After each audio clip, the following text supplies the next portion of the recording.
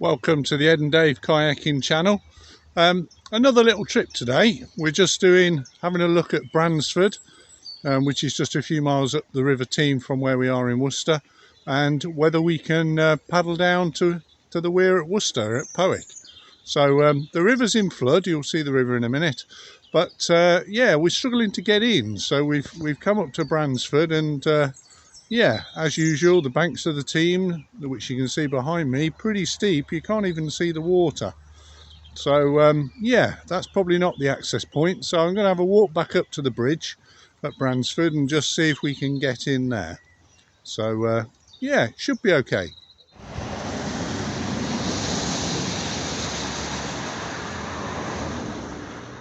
So I found a put-in point. There's actually a footpath at the side of the River Teme. So this is a public right-of-way. So I've actually walked up, and there's some little angling positions on the side of the river. If you can see behind me, there's some steps coming down, and I'm actually on a little platform here, concrete platform, and a perfect place to get in. So we're just above the bridge at Bransford. So we're going to go obviously under the bridge. I can see the bit of the Weir just below the bridge there.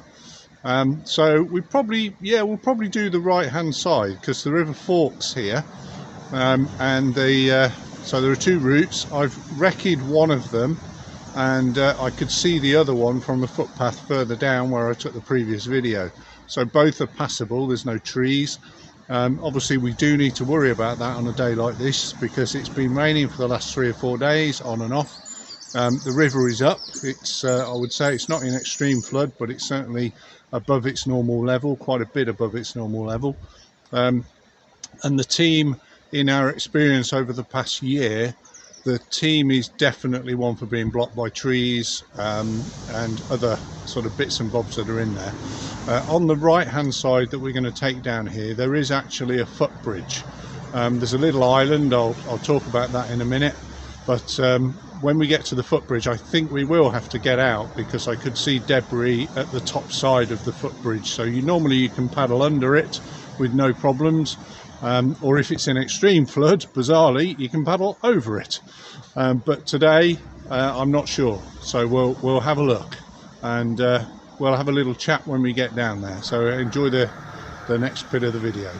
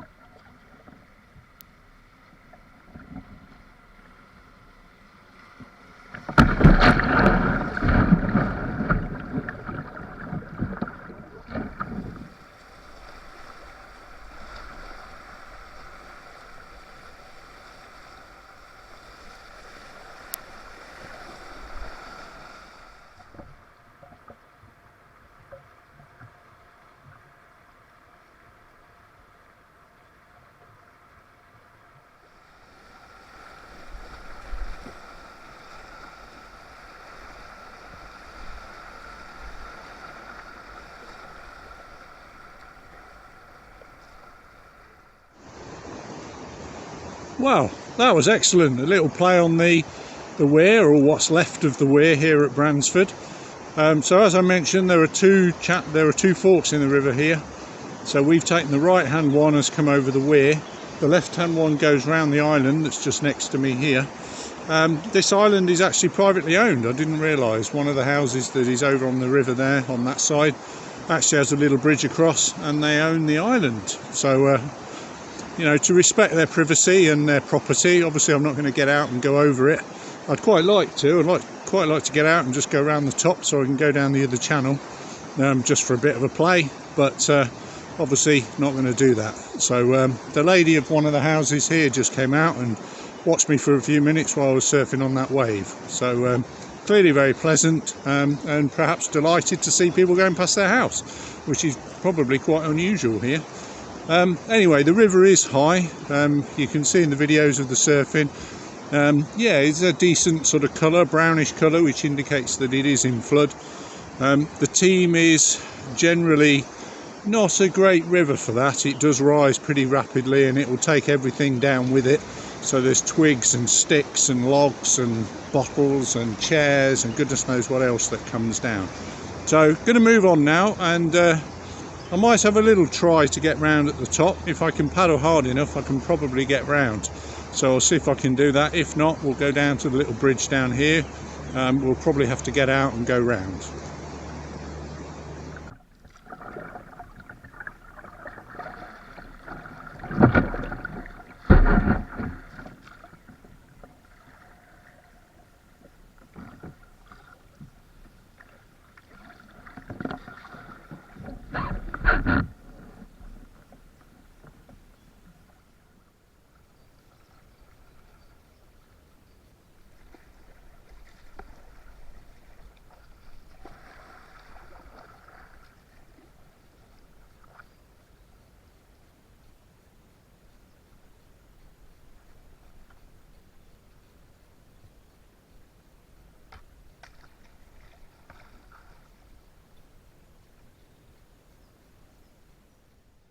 So, speaking of things that drift down the river, I've picked up a canoe paddle. So it's probably from a little dinghy or something.